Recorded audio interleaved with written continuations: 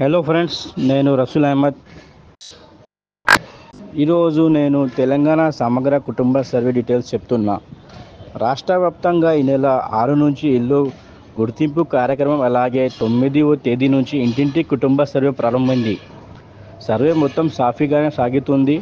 కానీ హైదరాబాద్లో అక్కడక్కడ సర్వే చేస్తున్న ఎన్యూమరేటర్లు యజమానులు దూషించడం, వివరాలు ఇవ్వడం జరగదు అని చెప్తున్నాను.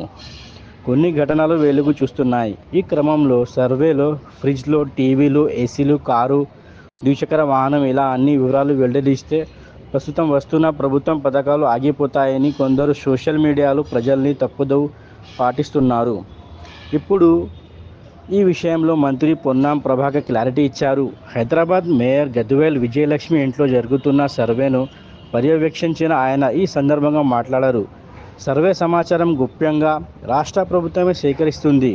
ఈ సమాచారం సేకరించడంతో ఎవరికి కూడా ఏ ప్రభుత్వం పథకాలు నిలిచిపోవు. ఇంకా అదనంగా పథకాలు ఇవ్వడానికి సేకరిస్తున్న సమాచారాన్ని ఉపయోగిస్తాం. దీన్ని రహస్యంగా ఏదో దాచిపెట్టేసేది కాదు. దీనిపై అనేక రకాలుగా అనేక వేదికలపై చర్చ చేసి భవిష్యత్తులో ప్రజలకు ఉపయోగపడే విధానంగా పారదర్శకంగా ప్రభుత్వం సమాచారం సేకరిస్తుంది. ఈ సర్వేకు రాజకీయాలు సంబంధం లేదు. కేబినెట్ తీర్మానం తర్వాత, శాసనసభలో ఆమోదించిన తర్వాత సర్వే చేస్తున్నాం. ఎన్యూమరేటర్లపై దూషణలు దిగితే చట్ట ప్రకారం చర్యలు తీసుకుంటాం అని మంత్రి పొన్నం ప్రభాకర్ తేల్చి చెప్పారు. తెలంగాణ ప్రజలను భాగ్యస్వాములను చేసుకుని ఇంటింటి సమగ్ర కుటుంబ సర్వే జరుగుతుందని మంత్రి పొన్నం ప్రభాకర్ హర్షం వ్యక్తం చేశారు. ఈ సర్వేతో తెలంగాణ దేశానికి దిక్సూచిగా ఉండే విధంగా జరుగుతుందని అన్నారు.